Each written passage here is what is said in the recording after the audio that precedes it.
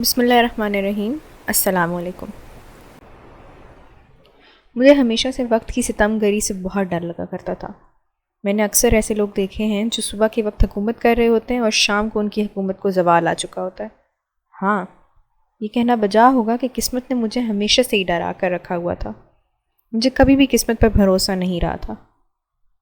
مجھے ہمیشہ سے یہی لگا کرتا تھا کہ قسمت وقت ہر لمحے ہر موڑ پر ہمارے لیے کچھ حیران کن اپنے دامن میں لیے کھڑی رہتی ہے،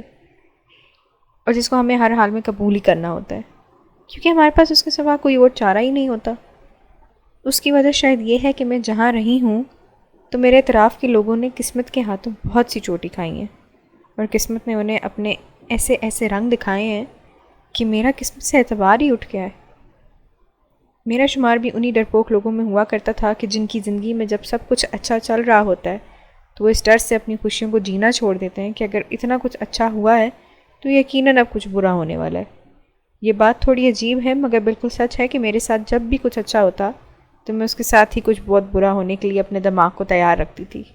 یعنی ذہنی طور پر خود کو تیار رکھتی تھی۔ میری ماں کی شادی اپنے چچا زاد کزن کے ساتھ ہوئی تھی اور یوں اپنے ہی خاندان میں رہیں۔ میرے باقی چاچوں کی شادی بھی خاندان میں ہی کی گئی، کیونکہ یہ رسم تھی کہ خاندان سے باہر اپنی بیٹیوں کا رشتہ نہیں دیتے تھے۔ خاندان میں کوئی جوڑ کا اگر موجود نہ ہوتا تو لڑکی ساری زندگی باپ کی دہلیز پر بیٹھی رہتی، مگر ان کی سوچ اتنی پرانی اور فرسودہ رسم و رواج کی پابند تھی کہ وہ اپنی بیٹیوں کی شادی خاندان سے باہر کرنا توہین سمجھتے تھے۔ ان کے خاندان کے لڑکوں میں سب سے بڑی خامی یہ تھی کہ وہ اپنی بیوی کی عزت بالکل بھی نہیں کرتے تھے، بلکہ وہ تو اس کو اپنی جاگیر سمجھا کرتے تھے۔ اماں کی شادی جب ہوئی تو وہ بہت خوش تھیں، کیونکہ ابا ایک بہت اچھے انسان تھے اور اپنے خاندان کے باقی لڑکوں سے قدرے مختلف تھے۔ ان کو یقین تھا کہ ان کی زندگی شادی کے بعد بدل جائے گی اور ایسے نہیں ہوگی جیسے خاندان کی باقی لڑکیوں کی ہوتی ہے۔ ان لڑکیوں کو مختلف قسم کے حالات کا سامنا کرنا پڑتا اور ان کی حمایت کرنے والا بھی کوئی نہیں ہوتا تھا، بلکہ جس کی شادی ہو جاتی اس کو خوش قسمت سمجھا جاتا، اور وہ بھی اپنی تمام خواہشات کو مار کر، اپنے تمام خوابوں کا گلا گھونٹ کر اپنی زندگی اپنے شوہر اور اس کے گھر والوں کے لیے قربان کر دیتی۔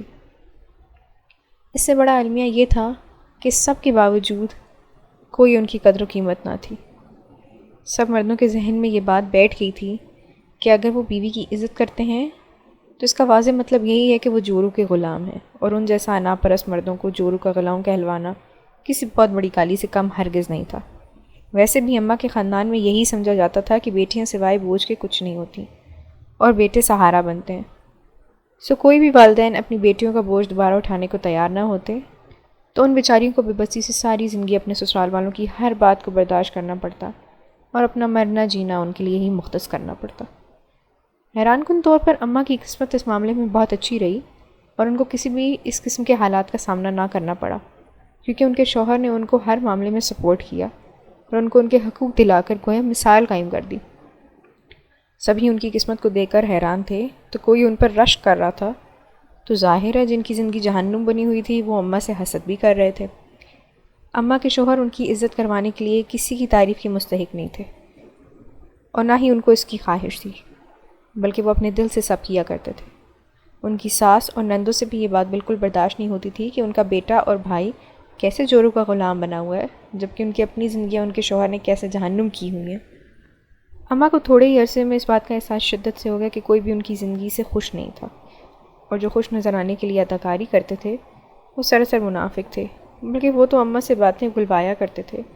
اماں بھی بولی اور معصوم تھیں، سو ان کو تمام باتیں بتا دیا کرتی تھیں، اور وہ انہی باتوں کو اماں کے خلاف استعمال کیا کرتے تھے، جس کی وجہ سے ان کے شوہر کبھی کبھار برہم ہو جایا کرتے تھے کہ ہمارے درمیان ہونے والی باتوں کے متعلق کسی دوسرے کو کیسے علم ہوا۔ اماں کو سمجھ نہیں آتی تھی کہ ان منافقوں کے بیچ اب خوش کیسے رہا جائے، کیونکہ ان کی بڑی نند ناراض ہو کر گھر آ چکی تھیں، اور وہ طرح طرح کے روڑے ان کی زندگی میں اٹکا کر ان کی زندگی کی گاڑی کو متاثر کرنے کی بھرپور کوشش کیا کرتی تھیں۔ اماں چونکہ بہت حساس فطرت کی مالک تھیں تو ان کو باتیں بھی زیادہ محسوس ہوتی تھیں، اور حساس لوگوں کے لیے زندگی عام لوگوں کی نسبت زیادہ مشکل ہوتی ہے۔ وہ بات جو عام لوگ نظر انداز کر کے آگے بڑھ جاتے ہیں، حساس لوگ اس بات کو کئی کئی دن سوچ کر اپنے پاس آنے والی خوشیوں کا گلا خود ہی کاٹ دیا کرتے ہیں۔ مگر اماں کو اپنے اصلی دشمنوں کی پہچان نہیں ہو رہی تھی، کیونکہ وہ اپنی خوش زندگی کے بارے میں جن کو بتاتی تھیں تو وہ ان سن کر بہت زیادہ خوش نظر آیا کرتے تھے، اور اماں کو طرح طرح کی دعائیں بھی دیا کرتے تھے۔ اماں کی ان کے شوہر کی وجہ سے سارا خاندان عزت کیا کرتا تھا اور ان کو خاص مقام دیا کرتا تھا، گویا وہ کوئی بہت بڑی شخصیت ہوں۔ اماں کی نند جو خود اپنا تو گھر اجاڑ کر سسرالیوں سے ناراض ہو کر میکے میں بیٹھی تھی، اس سے اماں کی خوشیاں برداشت کرنا ناممکن ہو رہا تھا، اور جب وہ طرح طرح کی سازشیں کر کے اماں کو ابا سے دور کرنے لگی تو یہاں اماں کے ضبط کا پیمانہ لبریز ہو گیا، اور کیونکہ وہ کچھ زیادہ معاملہ فہم و تجربہ کار نہیں تھیں تو انہوں نے براہ راست ابا کے سامنے یہ معاملہ رکھ دیا اور ان سب کو آمنے سامنے لے آئیں۔ سب تو پہلے یہ دیکھ کر کافی شاک ہوئے۔ اماں کی نند بھی اس معاملے پر پہلے تو گھبرا گئیں، مگر بعد میں اس کا شاطر دماغ فوراً کام کرنا شروع ہو گیا۔ ان کی نند نے جس بھی نوعیت کی باتیں ان کے سامنے کیں تو اماں نے منوان اپنے شوہر کو بتا دیں، اور یوں معاملہ کافی بڑھ گیا، جس کی وجہ سے ان کی نند رونے لگی اور کہنے لگی کہ تمہاری بیوی کو تو تمہاری چاہت کا غرور ہے، اور تمہیں بھی اس کے سامنے کچھ نظر نہیں آتا۔ یہ تمہاری بہن کو طرح طرح کے تانے دیتی ہے اور اسے یہ کہتی ہے کہ تم یہ گھر چھوڑ کر آخر کیوں نہیں چلی جاتی؟ تمہارا بھائی تمہاری ذمہ داری پوری کر کے اب اس سے آزاد ہے، تو تم دوبارہ اس کی زندگی میں کیوں آ گئی ہو؟ اماں حیرانی سے اپنی نند اور ساس کو دیکھ رہی تھیں، جبکہ ان کے شوہر بھی چونک کر بے یقینی سے ان کو دیکھ رہے تھے۔ اماں نے فوراً کہا کہ یہ جھوٹ بول رہی ہیں، اسی لیے تمہیں یہ مجھ سے بدگمان کرنے کی کوشش کر رہی ہیں۔ ان کی ساس نے فوراً اپنے بیٹے کی طرف دیکھا اور کہا، تم اپنے دل سے پوچھو، کیا میں نے آج تک ایسا کیا ہے؟ کیا میں نے تمہیں کبھی اس سے بدگمان کرنے کی کوشش کی ہے؟ کیا میں نے کبھی اس طرح تمہیں کٹہرے میں کھڑا کیا ہے؟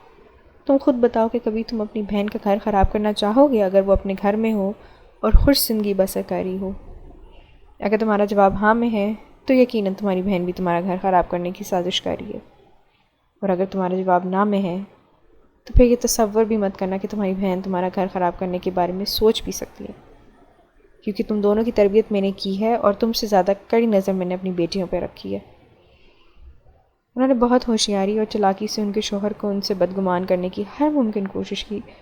اور اماں چونکہ منافق نہیں تھیں سو ان کو سمجھ نہیں آ رہی تھی کہ اس وقت وہ خود کو سچا کیسے ثابت کریں۔ وہ پریشانی سے بولی کہ میں سچ کہہ رہی ہوں، تمہاری بہنیں اور تمہاری ماں مجھ سے بہت زیادہ جلتی ہیں، اسی وجہ سے وہ بہت ہوشیاری اور چالاکی سے ہم لوگوں کو دور کرنے کی کوشش کر رہی ہیں۔ جتنی معصوم اور مظلوم اس وقت نظر آ رہی ہیں، یقین کرو حقیقت میں یہ اتنی مظلوم بالکل بھی نہیں ہے، بلکہ تمہارے جانے کے بعد یہ مجھے طرح طرح کے تانے دیتی ہیں اور مجھے ذہنی طور پر اذیت دیتی ہیں۔ اماں کا اتنا کہنا تھا کہ ان کی نند زور زور سے رونے لگی اور اپنی ماں کی طرف دیکھ کر کہا کہ آپ ہی تو کہتی تھی کہ بھائی سے بات کریں گی اور سب ٹھیک ہو جائے گا، دیکھ لیں کہ آپ کی بہو آپ کے سامنے اس طرح کے الزام لگا رہی ہے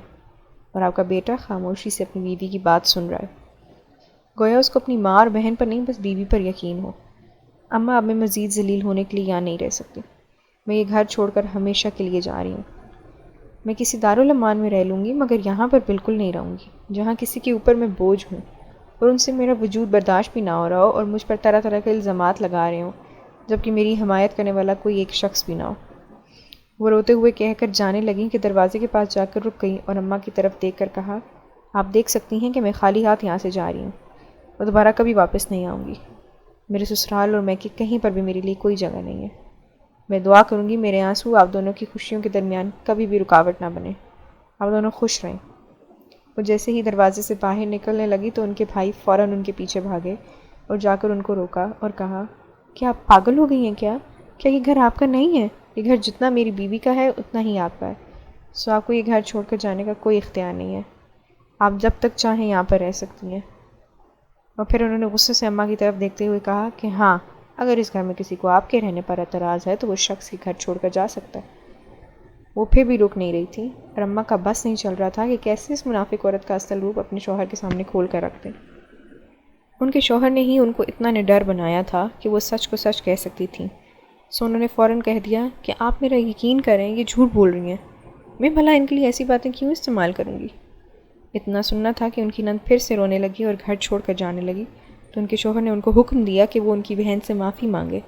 جب اماں نے اس بات سے صاف انکار کر دیا اور کہا کہ جب میری کوئی غلطی نہیں ہے تو میں کیوں اس سے معافی مانگوں، ان کے شوہر نے غصے سے کھا جانے والی نظروں سے ان کو دیکھا اور کہا کہ سارا معاملہ تم نے ہی بڑھایا ہے، اس لیے اب تم ہی میری ماں اور میری بہن سے معافی مانگو ورنہ میں تمہیں یہاں نہیں رہنے دوں گا۔ اماں کو سمجھ میں نہیں آ رہا تھا کہ ہر دم ان کی حمایت کرنے والا شوہر ایک دم سے کیسے بدل گیا تھا، جبکہ وہ بالکل بے قصور تھیں۔ ان کے شوہر نے ان کو گھورا اور کہا، اگر تم نے ابھی اسی وقت معافی نہ مانگی، ابھی تو میں سمجھوں گا کہ تمہاری زندگی میں میری کوئی اہمیت نہیں ہے اور میں تمہیں ابھی کے ابھی چھوڑ دوں گا۔ اماں یہ بات سن کر ساکت رہ گئیں اور صدمے سے ان کو دیکھ رہی تھیں کہ وہ کیسے پل بھر میں بدل گئے تھے۔ انہوں نے دکھ سے نفی میں سر ہلایا اور کہا کہ اگر آپ مجھ پر بھروسہ کرتے اور مجھے پیار سے کہتے تو میں ضرور آپ کی بہن سے آپ کی خاطر معافی مانگ لیتی، مگر آپ نے مجھ پر رتی بھر بھی بھروسہ نہیں کیا اور اپنی ہی گھر والوں کی نظروں میں مجھے گرا دیا، تو میں یہ معافی نہیں مانگوں گی۔ ان کے شوہر کو اس وقت نہ جانے کیا ہوا اور انہوں نے بغیر کسی انجام کی پرواہ کیے اماں کو طلاق دے دی۔ اماں ہی نہیں بلکہ سب گھر والے بھی صدمے سے ان کو دیکھتے رہ گئے۔ کسی کو بھی یقین نہیں آ رہا تھا کہ عمر پر جان نچھاور کرنے والا شخص اس قدر جلدی اور ایک ذرا سی بات پر یقین کر کے ان کو چھوڑ چکا ہے۔ اماں کے لیے صدمہ برداشت کرنا بالکل بھی آسان نہیں تھا، وہ بے ہوش ہو گئیں۔ ان کو نہیں علم کہ باقیوں کا کیا حال ہوا ہوگا۔ ان کی جب آنکھ کھلی تو خود کو ایک کلینک میں پایا جہاں ان کی بہن ان کے پاس تھیں اور کوئی بھی محبت کرنے والا شخص یا رشتہ ان کے پاس موجود نہیں، تو وہ پھوٹ پھوٹ کر رو پڑی۔ اس کی بہن نے کہا تم نے یہ کیوں کیا؟ تمہیں پتہ ہے تمہاری اس حرکت کی وجہ سے سارے خاندان میں ہماری ناک کٹ کے رہ گئی ہے۔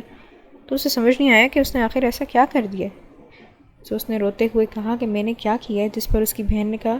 یوں انجان بننے کی اداکاری مت کرو، تمہارے سسرال والوں نے بتایا ہے کہ تم وہاں کسی کے ساتھ پکڑی گئی ہو۔ اماں یہ سن کر صدمے سے کچھ کہہ نہ سکیں اور کہا یہ سب جھوٹ ہے، وہ لوگ خود کو مظلوم ثابت کرنے کے لیے یہ سب کر رہے ہیں۔ انہوں نے فوراً روتے ہوئے اپنے ساتھ ہوئی زیادتی کے متعلق اپنی بہن کو بتایا،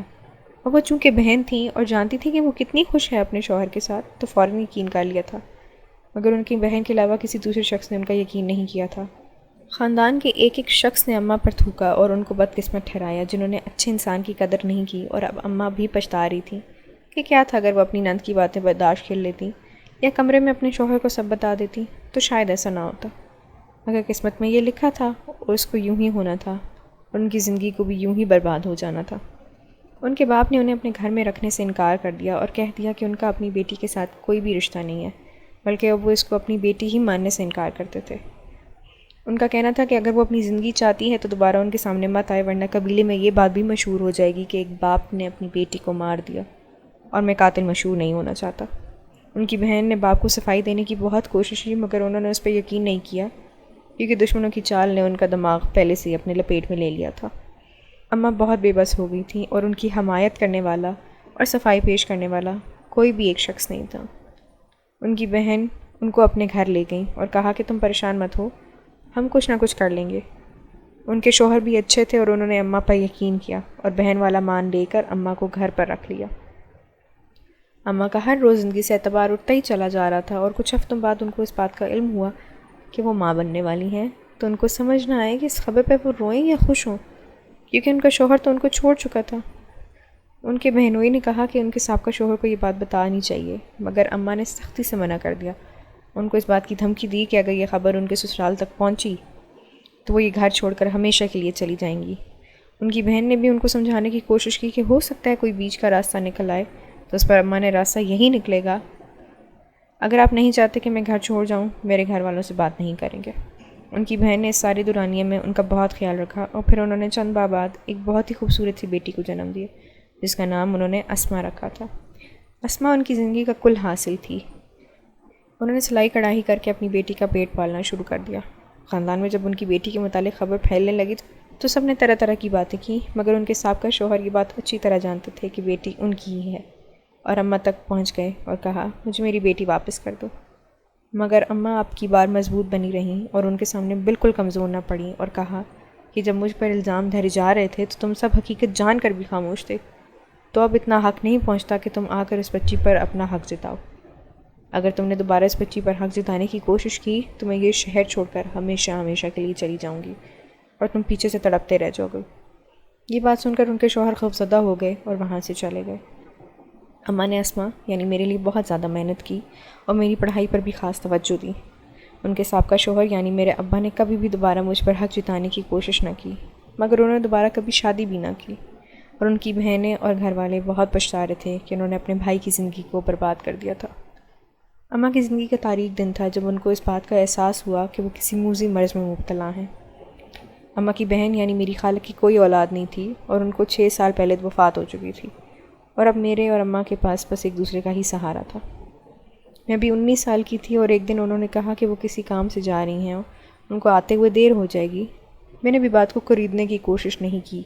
کہ وہ کہاں گئی ہیں، مگر جب وہ شام کو گھر آئیں تو ان کے ساتھ ایک مرد بھی تھا جو کافی بڑی عمر کا لگ رہا تھا۔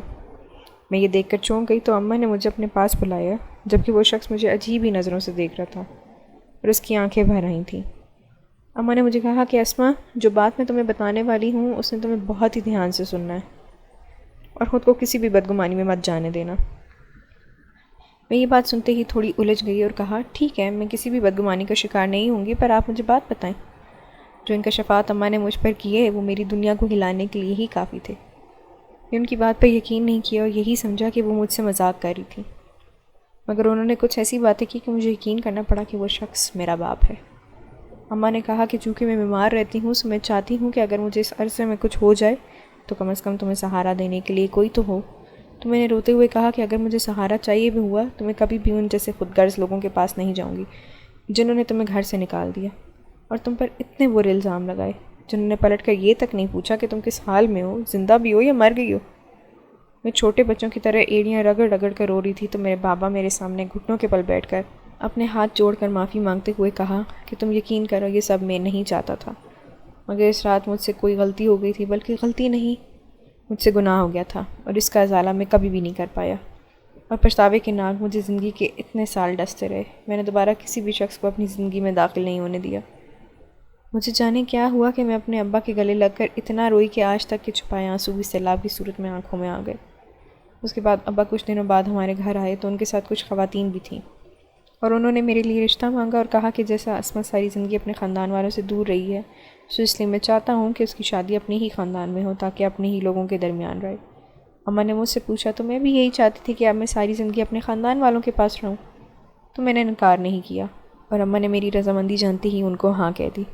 اس کے چند دنوں بعد میرا نکاح پھپھو کے بیٹے سے ہو گیا۔ اماں نہیں جانتی تھی کہ وہ میری پھپھو کا بیٹا ہے، بلکہ وہ یہ سمجھتی رہیں کہ وہ میرے چاچو کا بیٹا ہے۔ اس کا نام ابرار تھا۔ وہ بہت اچھا انسان تھا اور وہ اکثر ہفتے 2 بعد ہمارے گھر آ جایا کرتا تھا، اور اس کو میرے ساتھ خوش دیکھ کر میری اماں بہت مطمئن و خوش تھیں، مگر ان کے حصے میں خوشیاں زیادہ عرصے کے لیے نہیں آئی تھیں، کیونکہ چند ماہ بعد ہی ان کا انتقال ہو گیا، اور یہ صدمہ برداشت کرنا میرے لیے آسان نہیں تھا، کیونکہ میری ماں میری کل دنیا تھی۔ میں ایک دم سے ٹوٹ گئی تھی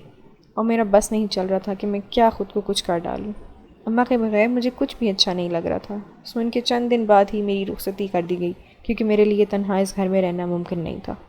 یہ سن کر مجھے اس سے بھی زیادہ شوق لگا کہ ابرار میرے پھپھو کا بیٹا تھا اور اس کی ماں اس کی شادی کے لیے بالکل بھی راضی نہیں تھی، بلکہ اس نے اپنے ماموں کا بھرم رکھ کر شادی کے لیے ہاں کی تھی۔ تو مجھے اپنے خوابوں کا محل پل بھر میں مسمار ہوتا ہوا نظر آیا۔ میں نے ابا سے شکوہ کیا کہ آپ نے ایسا کیوں کیا، جس پر انہوں نے جواب دیا کہ تمہاری پھپھو اس لیے راضی نہیں تھی، مگر ابرار اس رشتے پر بالکل راضی تھا اور خاندان میں تمہارے جوڑ کا بس یہی تھا، اس لیے مجھے تم لوگوں سے جھوٹ بولنا پڑا، کیونکہ میں سچ بولتا تو شاید تمہاری ماں کبھی بھی راضی نہ ہوتی۔ ابرار اپنی ماں سے کافی مختلف اور بہت اچھا تھا، سو مجھے اس کو قبول کرنے میں دقت نہ ہوئی۔ زندگی بہت خوبصورتی سے چل رہی تھی، مگر ایک بار پھر سے میری زندگی کو پتہ نہیں کس کی نظر لگ گئی۔ ابرار نوکری کے سلسلے میں باہر گیا تو جس کشتی میں وہ جا رہا تھا وہ کشتی ڈوب گئی اور ابرار کا انتقال ہو گیا۔ یہ صدمہ ہم سب کے لیے بہت بڑا تھا، کیونکہ ہمیں اس کی لاش تک نہیں ملی تھی، اور میں تو رو رو کر پاگل ہو گئی تھی، کیونکہ اماں کے بعد میرا وہ واحد سہارا تھا جس نے مجھے زندگی میں آگے بڑھنے میں بہت مدد دی تھی۔ کبھی کبھی تو مجھے اس بات کا یقین ہی نہیں آتا تھا کہ ابرار کا انتقال ہو چکا ہے، اور مجھے یوں لگتا تھا کہ وہ آ جائے گا۔ شوہر کو میرے 4 ماہ ہوئے تھے، عدت پوری ہوتے ہی ساس نے شور ڈال دیا کہ میری شادی میرے 15 سالہ دیور سے ہوگی، کہ میرے خواب میں میرا شوہر آ کر کہتا میرے بھائی سے شادی نہ کرنا، پر ساس نہ مانی اور میں نے نکاح کر دیا۔ جب شادی کی پہلی رات خواب میں دیکھ شوہر دیور کے پیٹ کے نیچے کچھ رکھ رہا ہے، میں چونک کر اٹھی اور بیڈ کا گدا ہٹایا تو جان نکل گئی، کیونکہ وہاں پر کچھ تعویذ رکھے ہوئے تھے۔ میں بے یقینی سے دیکھ رہی تھی۔ مجھے اس بات کا بھی ڈر تھا کہ اگر کوئی آ گیا تو کیا ہوگا، اور اتنی دیر میں میرا وہ دیور کمرے میں آ گیا اور اس نے مجھے کہا کہ بھابھی جلدی سے تیار ہو جاؤ، تمہارے لیے خبر ہے۔